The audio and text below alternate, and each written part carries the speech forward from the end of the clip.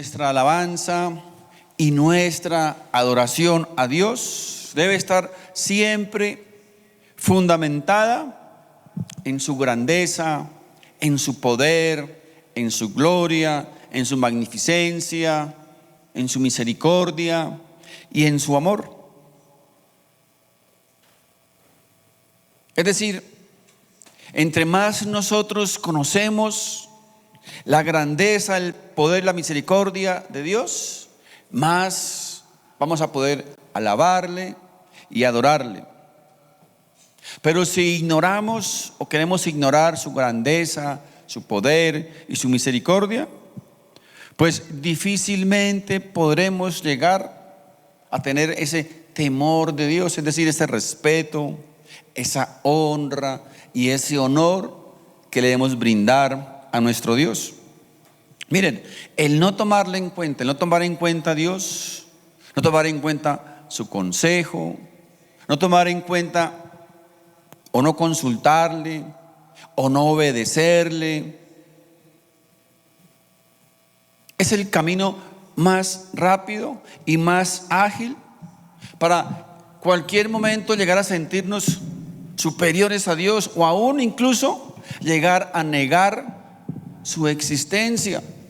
Miren, la Biblia dice en el Salmo 14:1, dice que dice el necio en su corazón: no hay Dios. El necio dice en su corazón: Dios no existe. Si Dios existiera, por ejemplo, ¿por qué permite el mal? ¿Cierto? Ese es uno de los argumentos del necio. Si Dios existe, ¿por qué se mueren los niños? ¿Por qué hay terremotos? ¿Por qué hay derrumbes? ¿Por qué la gente se muere? Todas esas preguntas, mis hermanos, solamente pueden salir de una mente que no conoce a Dios, que no honra a Dios, que no tiene temor de Dios. Fíjense, el insensato dice en su corazón: no hay Dios. Pero Dios dice en su palabra que Él se complace y se alegra con todos aquellos que le temen, es decir, aquellos que le honramos, le glorificamos, le adoramos, le alabamos y le obedecemos. Estaba mirando algunos datos de los Guinness Records y algunas hazañas realizadas por el hombre a través de los tiempos, y de hecho podríamos concluir que el hombre ha logrado conquistar grandes cosas y grandes triunfos a través de la vida. Por ejemplo, en cuanto a las velocidades, el hombre ha podido alcanzar o avanzar grandes extensiones. Por ejemplo, ha podido pasar de andar en burro a 20 kilómetros por hora a moverse en un avión comercial a 900 kilómetros por hora. Tremendo, ¿verdad? De hecho, el avión más rápido que el hombre ha construido hasta el día de hoy ha logrado alcanzar la, digamos, astronómica velocidad de casi 3 veces el sonido, es decir, casi 3.900 kilómetros por hora. Imagínense ustedes andando a 3.900 kilómetros por hora. Ahora, en cuanto a vehículos, también el hombre ha alcanzado velocidades extraordinarias.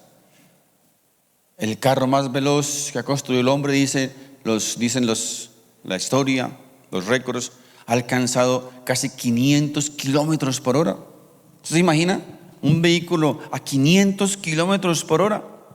Ahora, en cuanto se refiere a los atletas, a las carreras, a los velocistas, según el récord Guinness, el hombre más rápido del mundo alcanzó a recorrer 100 metros en 9.5 segundos. Es una marca difícil, ¿verdad? Si nosotros comparamos que esos 100 metros una persona promedio lo puede hacer en 40 segundos o 1 minuto. 9.5 segundos es un récord, mis hermanos, extraordinario, ¿verdad? Ahora, si hablamos, por ejemplo, de la fuerza humana, el hombre más fuerte que ha existido sobre la tierra, bueno, aparte de Sansón, ¿no? Pero que está registrado en los récords Guinness, es un hombre que pudo levantar con sus músculos y con su fuerza 500 kilos. ¿Entonces imagina? Cierto que son cifras escandalosas, ¿verdad? Son cifras tremendas lo que el hombre ha podido alcanzar. Y eso obviamente pues hace al hombre sentirse como fuerte, como poderoso, ¿verdad? Como superior. A veces hasta compararse con Dios. Miren el Salmo capítulo 8, verso 3 y el 4 dice lo siguiente: cuando veo tus cielos, obra de tus dedos, la luna y las estrellas que tú formaste, digo, dice el salmista, dice, ¿qué es el hombre para que tengas de él memoria? Y el hijo del hombre para que lo visites.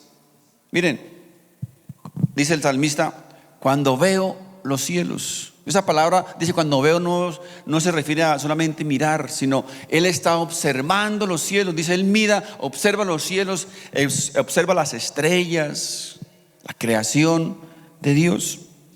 Él como que pone mucha atención. Tal vez el salmista, tal vez David salió una noche, se puso a contemplar el cielo, a observar las estrellas, el firmamento, y llegó a esta conclusión, que todas esas cosas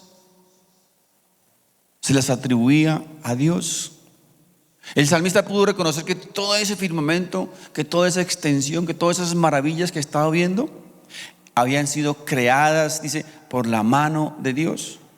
Y al el salmista observar todo eso, dice que él se pregunta, ¿qué es el hombre? Dice, ¿qué es el hombre comparado con Dios? ¿Dónde quedan esas velocidades, esos aviones veloces, esos carros veloces, esa fuerza humana, ese poder del hombre? ¿Dónde queda eso comparado con la magnificencia de Dios, con el poder de Dios? Esto decía el salmista. Miren, es tan inmenso y tan indescifrable todas esas distancias que existen en el universo, que el ser humano, el científico, tuvo que inventarse, tuvo que crear un sistema especial para poder medir esas distancias. Era imposible medirlas con un metro, con un decámetro, con cosas sencillas, ¿verdad? Entonces el científico tuvo que inventarse algo que se llama el año luz, un sistema de medidas llamado el año luz. Ahora, yo sé que ustedes han escuchado tal vez hablar sobre el año luz, ¿cierto? ¿Qué es un año luz, por ejemplo? Para entender qué es un año luz, tenemos que recordar, traer a memoria que la luz se mueve a una velocidad de 300.000 kilómetros por segundo. Es decir, mientras usted dice 1, la luz ya está a 300.000 kilómetros de distancia de nosotros. Esas sí son velocidades extremas, ¿verdad? Entonces, repito, el hombre tuvo que inventarse un sistema de medidas para poder medir el universo y creó el año luz. ¿Qué es un año luz entonces? Sabiendo que la velocidad se mueve a 300.000 kilómetros por segundo, entonces un año luz es lo que la luz recorre a 300.000 kilómetros por segundo durante un año. Entonces, ¿se imagina? Un año seguido, día y noche, andando a 300.000 kilómetros por segundo. Eso es lo que conocemos como un año luz. Ahora, para que podamos tener como una idea así más concreta de lo que eso significa, podemos compararlo con un avión comercial, un jet comercial. Un jet comercial anda o vuela más o menos a 800, 900 kilómetros por hora. No sé si usted sabría eso, cuando se sube a un avión, usted cree que va despacito, ¿no? Pero va a 800 kilómetros por hora, un avión comercial. Ahora, si usted cierto día le da por cierto fin de semana, dice, bueno, pero yo ya estoy cansado de ir a Santa Marta, a Cartagena, ahí me gustaría ir a otro lado, me gustaría ir a la luna, por ejemplo. Entonces decide comprarse un vuelo para ir a la luna en un jet comercial. ¿Sabe cuánto tiempo se demoraría en ir a la luna en un jet comercial? A 800 kilómetros por hora. Se demoraría 20 días volando día y noche. En 20 días estaría en la luna. Ahora, pero usted dice, no, pero es que 20 días es mucho tiempo. Yo quisiera llegar mucho más rápido a la luna. Bueno, entonces mi consejo es, súbase en un rayo de luz. Y está en la luna, ¿saben cuánto? En 1.16 segundos. Un segundo, 16 décimas de segundo, estamos en la luna, subidos en un rayo de luz.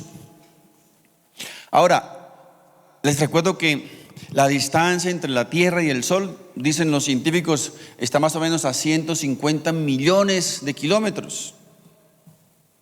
Grandes distancias, ¿verdad? 150 millones de kilómetros estamos del Sol. Algunos dicen, uy, pero ¿por qué Dios puso el Sol tan lejos?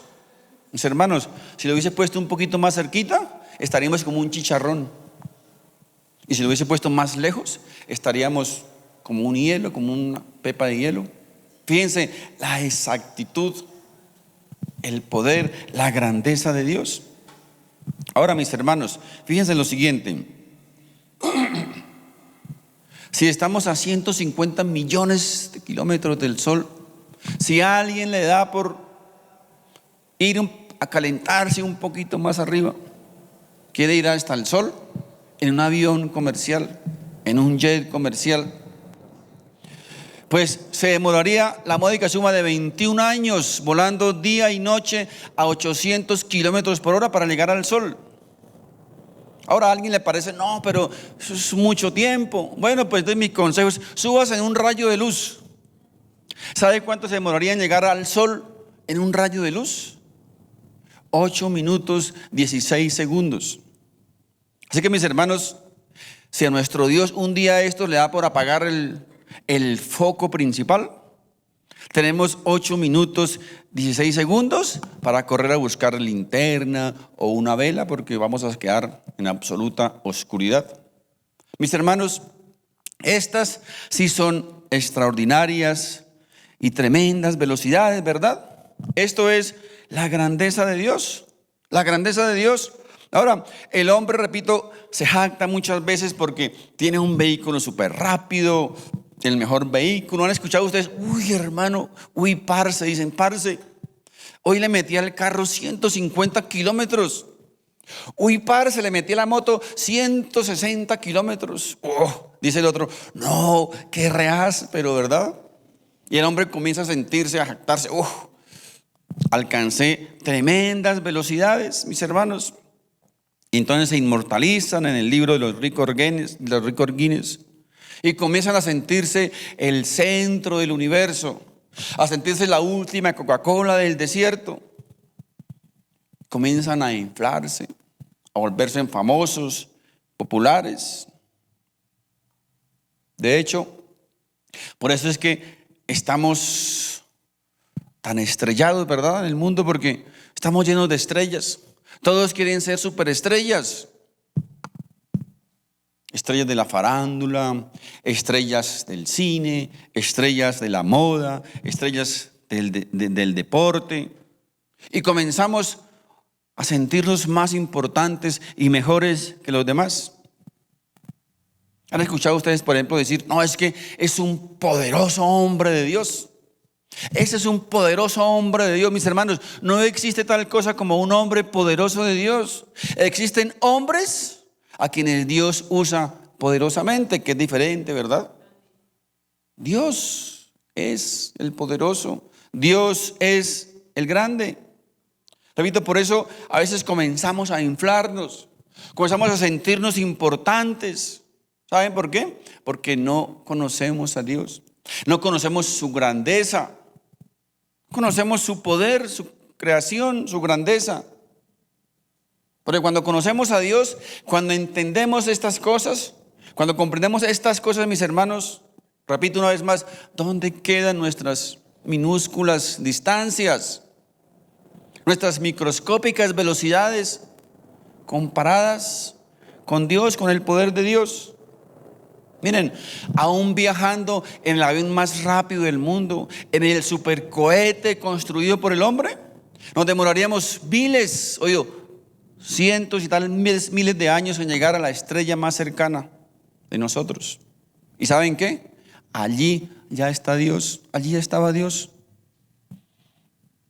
Ya estaba allí el Señor presente. David decía, cuando veo los cielos y la luna, dice, obra de tus manos. Miren, hay estrellas que están distantes de nosotros casi 4,000 años luz. Recuerden, años luz, 4,000 años luz.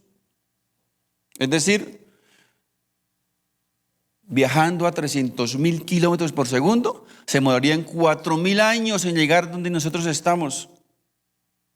Son, repito, distancias extraordinarias.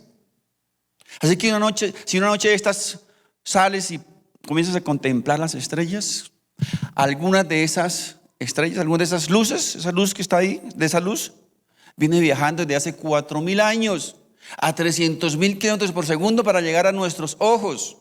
Antes de que el pueblo de Dios llegara a su tierra prometida, esa luz que vemos a veces ya ha estado viajando para llegar hasta nuestros días, hasta nuestros tiempos, mis hermanos. Es increíble, realmente es increíble la creación del universo, ¿verdad?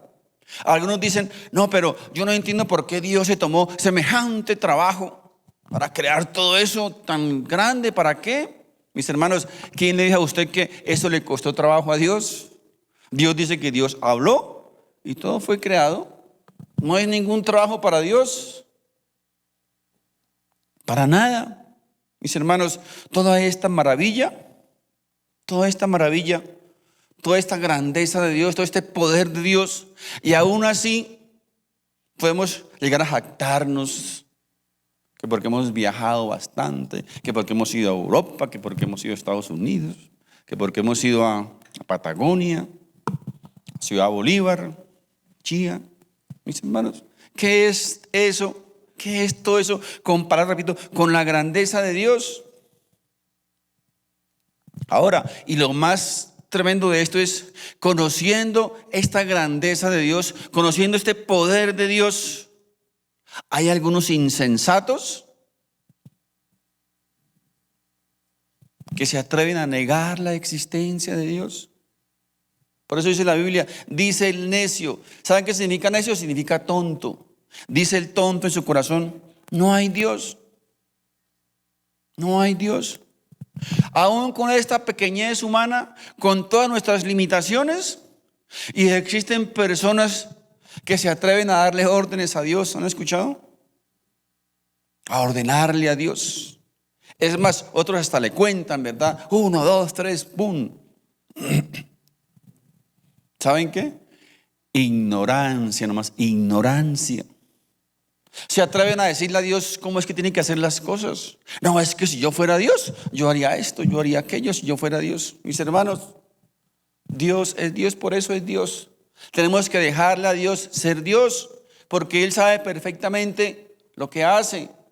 ¿Qué somos nosotros? Repito, ¿qué somos nosotros? Dice el salmista. ¿Qué es el hombre comparado con Dios? ¿Qué es el hombre? Algo totalmente insignificante. Hay algunos tan irreverentes, o somos a veces tan irreverentes que comenzamos a veces a recriminar a Dios, a reclamarle a Dios. ¿Se han dado cuenta? ¿Por qué a mí? Dicen, pero Dios, ¿por qué a mí? ¿Por qué me pasa esto a mí? ¿Por qué esta enfermedad? ¿Por qué pierdo el trabajo? ¿Por qué esta escasez? ¿Por qué aquello? ¿Por qué a mí? ¿Por qué a mí?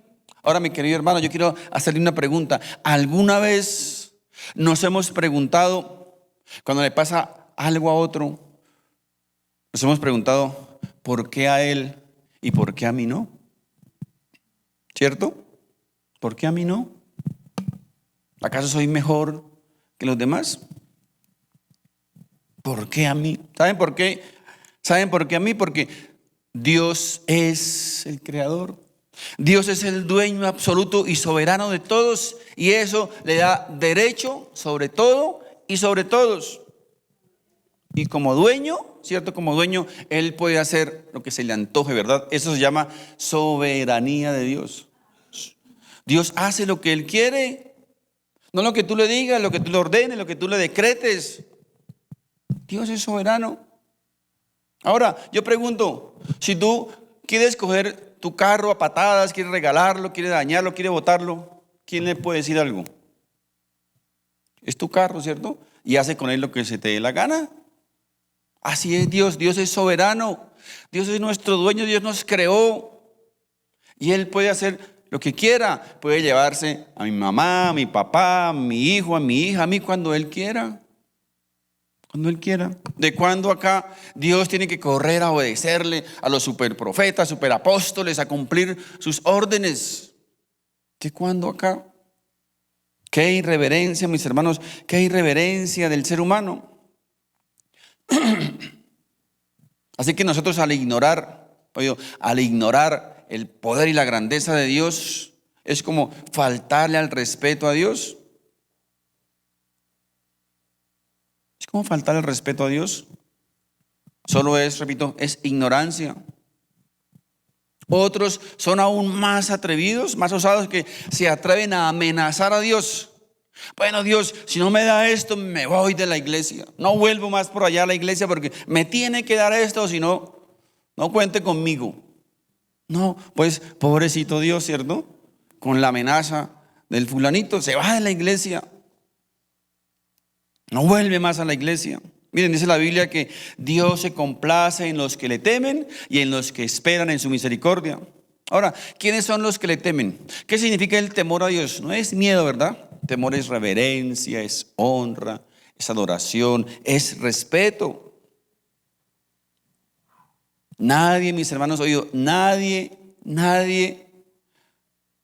tiene el poder o la capacidad de decirle a Dios lo que Él debe o no hacer. Nadie. Repito, pero para eso tenemos que conocer nuestras limitaciones y conocer la grandeza y el poder de Dios. El Salmo 147:4 dice lo siguiente: Él cuenta el número de las estrellas y a todas ellas llama por su nombre. ¿Él quién? Dios. Miren, mis hermanos, es imposible para el ser humano contar las estrellas de nuestra galaxia. Seríamos insensatos, seríamos tontos, ¿verdad? Si nosotros pretendemos contar las estrellas. Pero ¿saben qué? Hubo un hombre por allá en el año 120 antes de Cristo que dejó a un lado su pluma, se sentó tal vez a descansar, porque según él acababa de contar las estrellas. Según este científico en ese entonces, su nombre era Hiparco. Tal vez lo han escuchado nombrar, Hiparco. Dice la ciencia que una noche se sentó a contar las estrellas, Hiparco, y dijo: hay 1022 estrellas en el universo. Mis hermanos, ese dato científico de ese entonces fue real hasta muchos años después, hasta que apareció otro hombre que dijo o que pensó actualizar la ciencia. Su nombre era Ptolomeo. Ptolomeo, años después, dice que también tal vez una noche sin oficio por ahí, se sentó y comenzó a contar las estrellas. Y dijo: no, Hiparco estuvo equivocado. No son 1022, son 1056 estrellas. Y eso obviamente actualizó el dato científico en ese entonces, ¿verdad? Y fue hasta muchos años después que apareció un joven llamado Galileo, quien construyó el primer telescopio rudimentario y lo apuntó hacia el universo. ¿Y saben qué pudo descubrir? Que las estrellas no se podían contar. Eran muchas y muchas y muchas estrellas. Pero fíjense, mis hermanos, cuántos años Dio la ciencia creyendo que estos científicos tenían la razón. Mis hermanos, repito, ningún insensato hoy día se atrevería a contar las estrellas. Miren, la ciencia dice que el sol, la estrella que vemos como el sol, es una entre casi 200.000 millones de estrellas que existen en el universo. ¿Ustedes se imaginan la grandeza y el poder de Dios? Miren lo que dice Jeremías, capítulo 33, verso 22. Dice: y así como no se pueden contar las estrellas de los cielos, ni se pueden medir la arena de las orillas del mar, así multiplicaré los descendientes de mi siervo David y los levitas que ministran ante mí. Es increíble, ¿verdad? Esos científicos, si hubiesen podido evitar noches de trasnocho, horas y horas enteras contando las estrellas, si tan solo hubiesen tomado la Biblia y hubiesen leído al profeta Jeremías. Él está diciendo aquí: las estrellas no se pueden contar, son miles y millones de estrellas. Ahora la pregunta que nosotros nos debemos hacer es: ¿cuántos habitantes tiene la tierra? Unos 7.000 millones, ¿cierto? Eso sí se pueden contar. Piensa lo siguiente: si Dios dice que Él cuenta las estrellas y les tiene nombre a cada una, conoce a cada estrella, la pregunta es: ¿no va a conocernos a nosotros 7.000 millones de personas? Un granito de arena comparado con la inmensidad del universo, mis hermanos. Dios conoce a cada uno de nosotros. Dios nos conoce perfectamente. ¿Usted cree acaso que Dios no va a tener control y dominio sobre nuestra vida? ¿Cree que Dios no va a saber lo que está pasando por nuestras cabecitas? ¿Dios no va a conocer nuestros problemas, nuestras angustias, nuestras situaciones difíciles, todo aquello que nos agobia cada día? Si conoce cada estrella y le tiene su nombre, mis hermanos, repito, ¿cómo no va a conocernos a cada uno de nosotros? Por más que nos escondamos, hermanos, Dios sabe dónde está fulanito de tal. Por más que saquemos excusas, pretextos para no venir a la iglesia, Dios sabe qué está pasando con cada uno de nosotros. Él nos tiene absolutamente controlados. No tenga la menor duda. No tenga la menor duda, mis hermanos. Ahora, si nosotros entendemos esto, si podemos comprender esto, la pregunta es: ¿por qué entonces a veces parece ahogarnos en un vaso de agua, ¿cierto? Cuando viene el problema, la dificultad, la angustia, el temor, el miedo, como que todo se nos derrumba, todo parece acabado. Mire, mis hermanos, si realmente nosotros creyéramos, si confiáramos en Dios realmente como deberíamos confiar, muchas veces lo he hablado con mi esposa: ¿cuántos problemas nos ahorraríamos, verdad? ¿Cuántas lágrimas nos ahorraríamos? No confiamos en el Señor, no creemos en su poder, en su grandeza. Pero sí creemos que Él es poderoso para mantener el universo en movimiento, ¿verdad?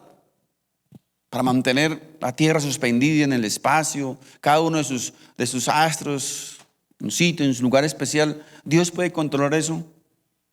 Creemos eso, ¿verdad? ¿Por qué no creemos entonces que Él puede controlar nuestra vida? Que Él puede tener esa palabra, esa respuesta para nuestro problema, para nuestra angustia. Mis hermanos, nos falta confiar en Dios. Nos falta creer más en Dios.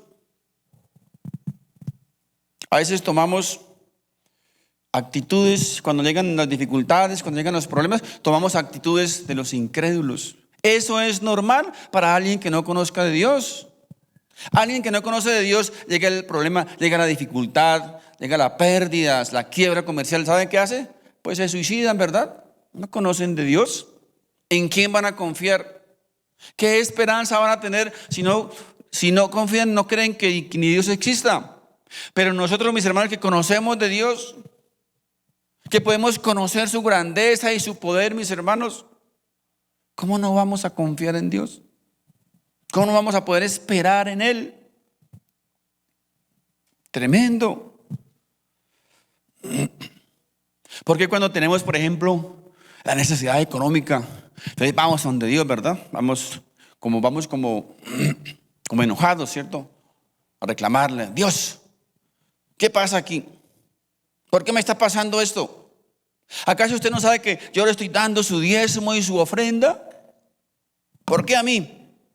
Bueno, eso a veces está alentado por los falsos, mentirosos y hasta ladrones, predicadores de la prosperidad, ¿cierto? Que han enseñado que usted le da, Dios tiene que darle. O sea, eso es un negocio, ¿no? ¿Verdad? Usted dele 1,000, Dios le devuelve 100,000. Pues claro, así cualquiera. ¿Quién no va a hacer el negocio? Claro, alentados por eso la gente empieza a creer esto. Pero es que yo dando mi diezmo, Dios tiene que darme, tienen que devolverme. Mis hermanos, pónganle cuidado a lo siguiente.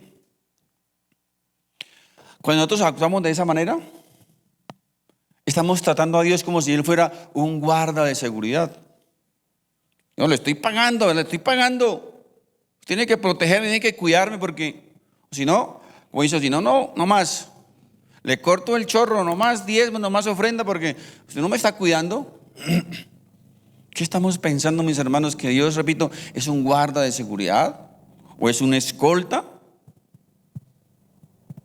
Ahora, ¿por qué Dios nos manda, instituyó el diezmo? No es para Él. Dios no necesita plata. ¿Qué tal? ¿Quién dijo que Dios no necesita plata?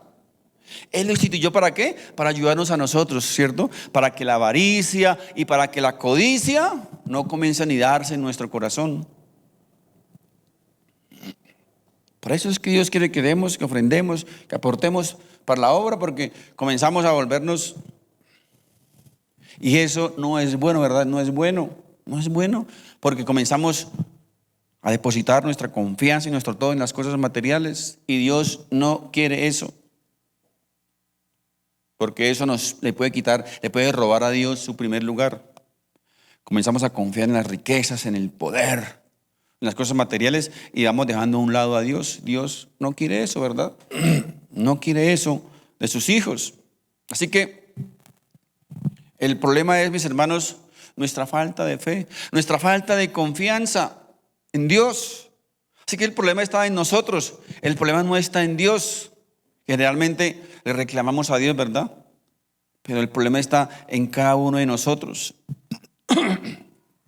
Cuando desconfiamos del Señor y comenzamos a entrar en desesperación, con eso, repito, con esas actitudes ofendemos a Dios.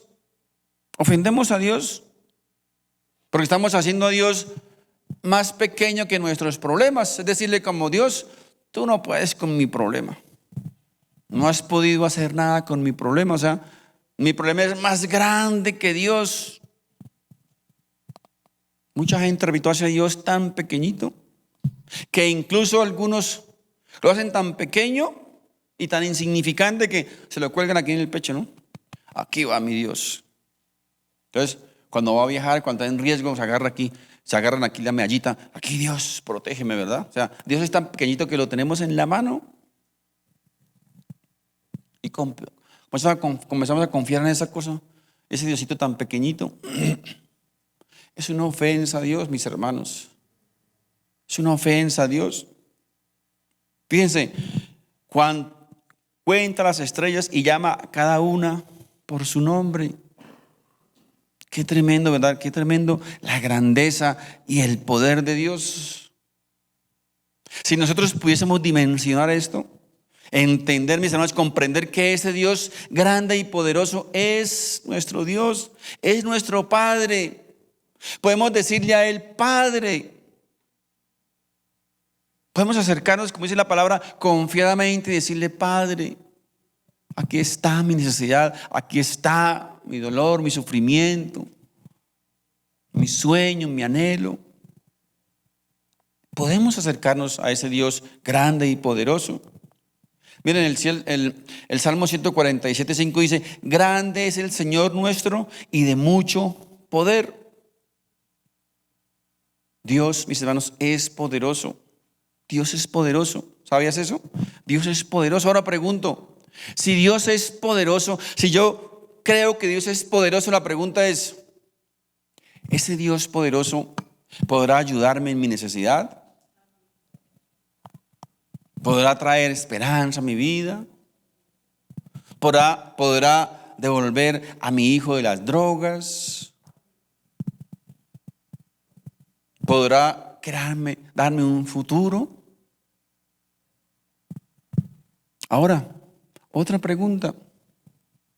¿Y si Dios decide no hacerte eso, entonces ya no es poderoso?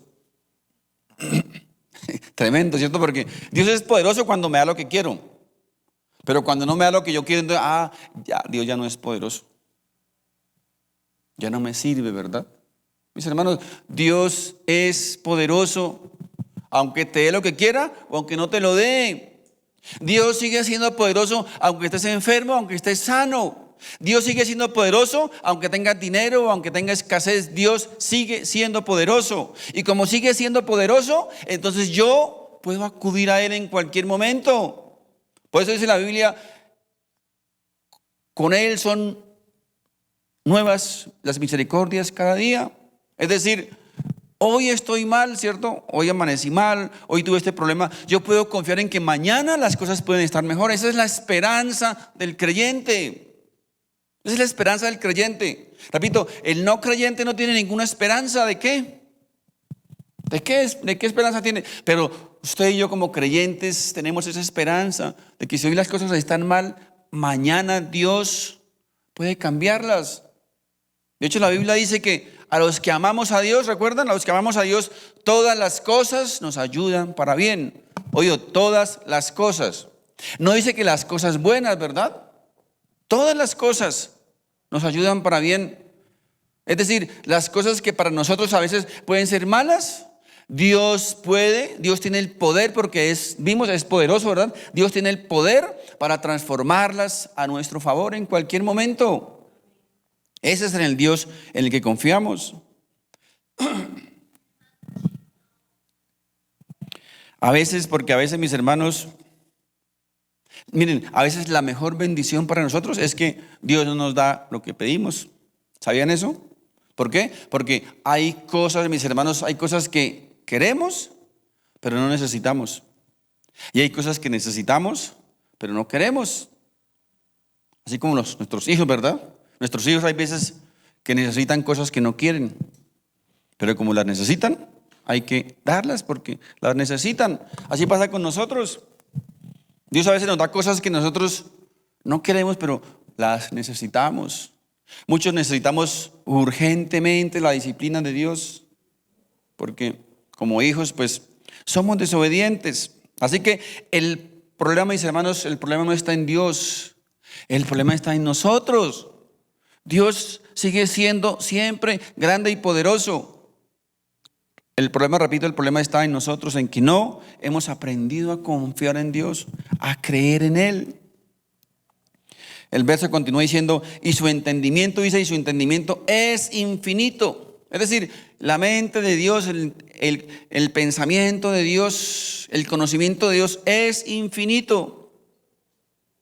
Sabiendo que el entendimiento de Dios es infinito, que la palabra de Dios es infinita, entonces la pregunta es cómo muchos se atreven a hacer a un lado o sustituir la palabra de Dios por sus pensamientos, por sus doctrinas, por sus experiencias. Mis hermanos, de paso les digo, nuestras experiencias espirituales personales son eso, experiencias personales. Usted no puede hacer de una experiencia personal una doctrina. Es lo que muchos hacen. Es que me levanté a las 2 de la mañana a orar y el Señor hizo un milagro. Mis hermanos, tenemos que levantarnos todos a las 2 de la mañana a orar porque a mí me pasó. Le pasó a usted. Le pasó a usted. Otro se puede levantar a las 12 del día a orar y le pasa lo mismo, ¿verdad? Son experiencias personales y no podemos hacer de eso una doctrina. Porque Dios es poderoso, Dios es grande y Dios actúa de diferentes maneras. Dios actúa en personas indistintamente.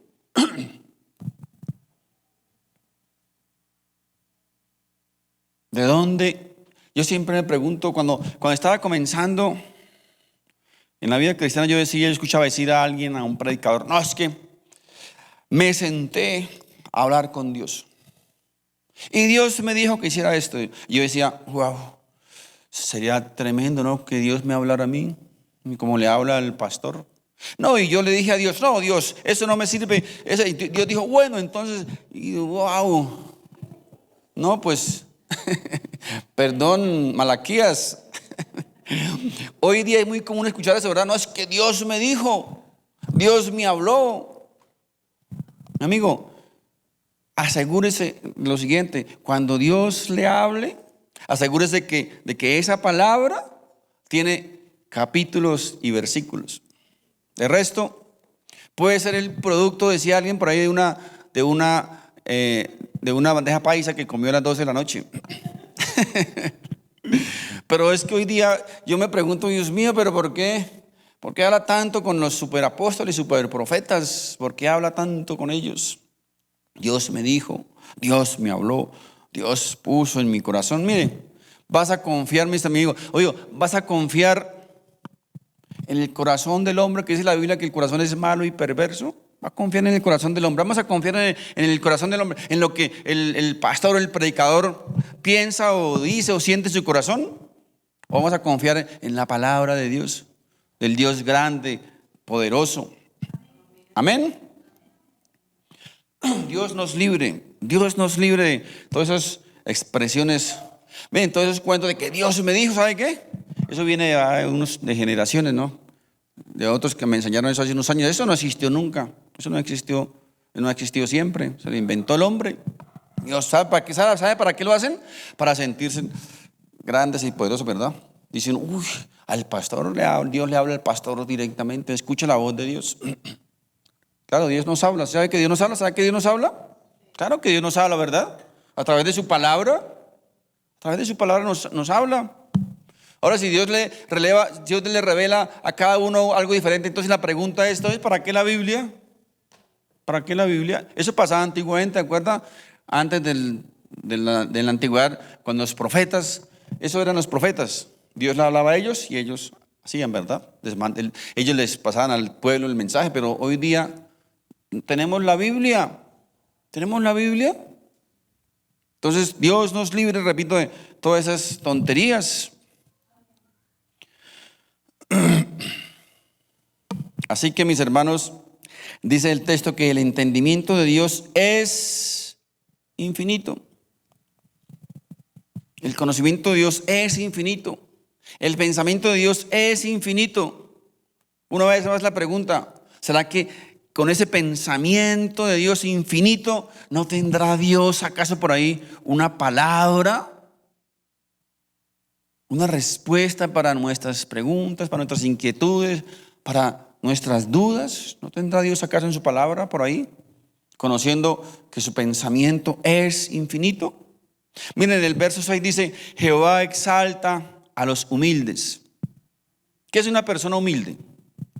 No, es que una persona humilde es que, así como yo en mi niñez, con los chocaticos rotos, los presos por fuera, el vestido rotico, todo despeinado, lleno de lagañas, que no se puede arreglar porque es pecado, pelo por aquí, por todo lado, botado. Eso es una persona humilde.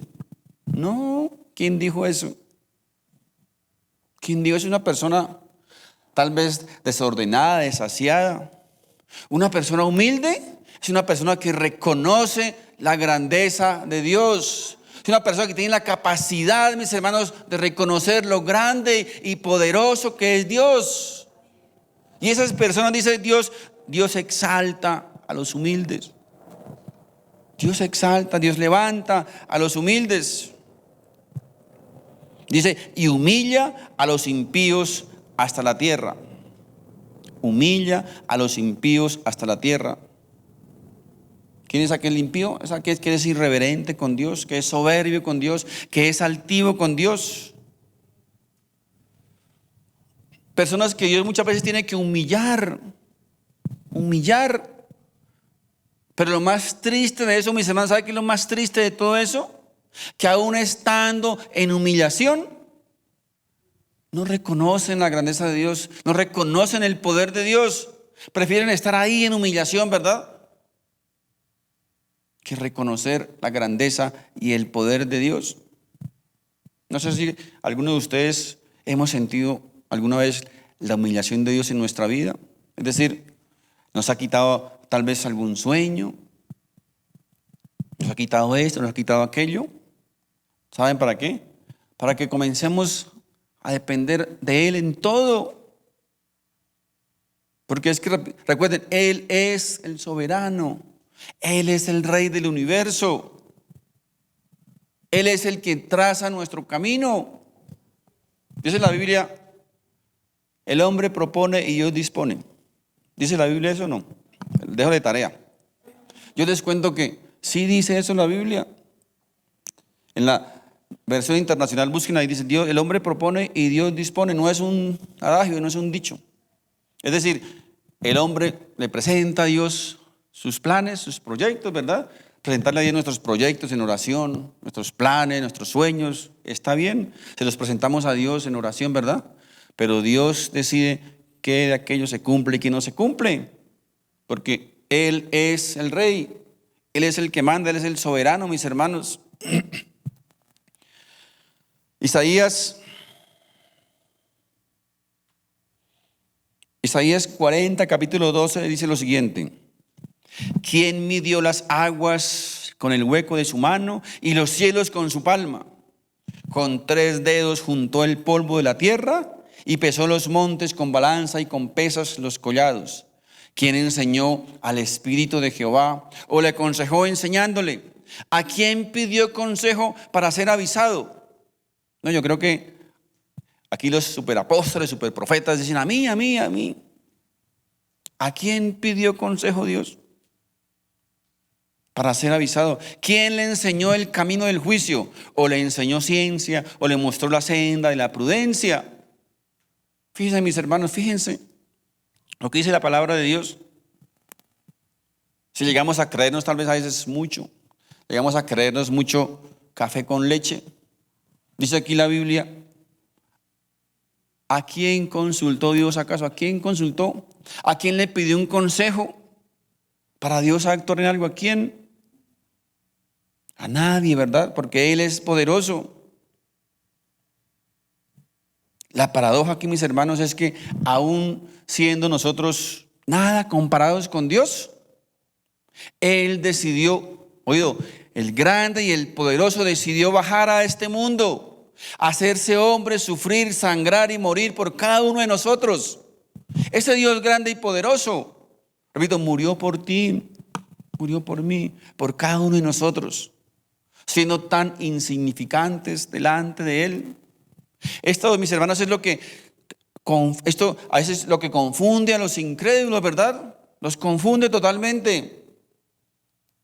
Como se dice en lo eléctrico, les funde los fusibles al incrédulo.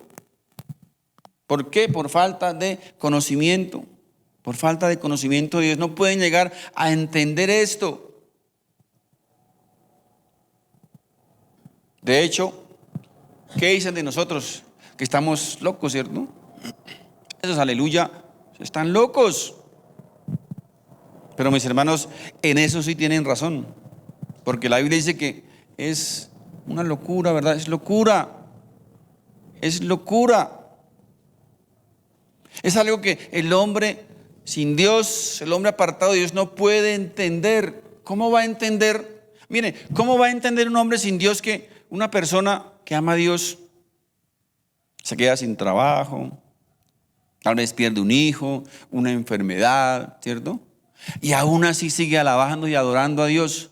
O sea, humanamente, ¿quién puede entender eso?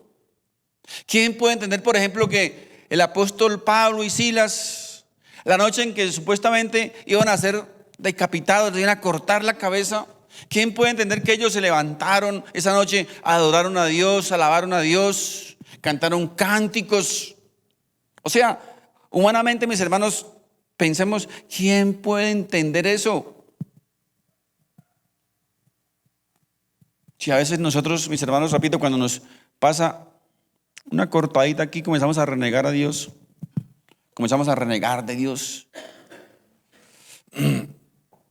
¿Sabe? Por eso que, mis hermanos, nosotros no estamos en las páginas de la Biblia. Porque ustedes se imaginan qué ejemplo seríamos para las nuevas generaciones, ¿verdad? ¿Qué ejemplo seríamos? Por eso aquí están en la Biblia, ¿sabe quiénes? Los verdaderos héroes de la fe, hombres de Dios, hombres que Dios usó tremendamente, poderosamente, ¿verdad? Que fueron capaces de entregar su vida por su fe, que sufrieron, fueron martirizados, descuartizados, destrozados por las fieras. Ustedes se imaginan, mis hermanos, ustedes, mamitas, papitos que tenemos hijos, ustedes se imaginan tener nuestro niño ahí en los brazos pequeñito y ver que vienen 10 fieras a devorarlo, a destrozarlo, a comérselo vivo, y aún así cantaban y adoraban a Dios. Esos, mis hermanos, sí son los verdaderos hombres de Dios. Esos son los verdaderos hombres de Dios. No los que hoy día predican dentro de catedrales de vidrio, mansiones, coliseos hermosos. Los verdaderos héroes de la fe están tal vez muy alejados de nuestra realidad. Los verdaderos hombres de Dios en estos días, ¿sabe qué? Están por allá en África, en la India, por allá en Ciudad Bolívar, sufriendo las inclemencias del clima, pasando hambre, sed. Pero ¿saben qué? Adorando y sirviendo a Dios. Esos son los verdaderos hombres de Dios. Eso es, mis hermanos, lo que nosotros necesitamos cada día más: conocer la grandeza de Dios, conocer quién es Dios, ser conscientes de nuestra pequeñez delante de Dios y humillarnos delante de Él y arrepentirnos de nuestros pecados. Es, mis hermanos, lo único que tenemos que hacer: reconocer nuestra pequeñez delante de Dios, humillarnos y arrepentirnos de nuestros pecados. Amén. Mis hermanos, Dios les bendiga. Quiero invitar por favor al grupo de alabanza. Mientras tanto vamos a orar. Nos ponemos de pie, por favor. Padre Santo, en el nombre de Jesús, bendito y alabado sea tu santo nombre, Señor. Bendito seas por siempre, Rey del universo. A ti, Señor, sea toda la honra, sea toda la gloria, sea toda nuestra adoración, porque tú eres el único grande y poderoso, Señor. Gracias, bendito Dios. Gracias porque hoy hemos recordado, hemos sabido, Señor, que nuestro Dios es grande y poderoso, que nuestro Dios es el soberano, pero que además podemos acudir a ese Dios, podemos acercarnos confiadamente a ese Dios grande y poderoso, porque Él conoce nuestra vida, Él conoce cada una de nuestras necesidades, Él conoce nuestros sueños, nuestros proyectos, nuestros pesares, nuestras angustias. Él conoce perfectamente a cada uno de nosotros. Gracias, bendito Dios, gracias, Señor, gracias, Padre Santo. Y perdónanos, bendito Dios, porque muchas veces como creyentes, como cristianos hemos actuado,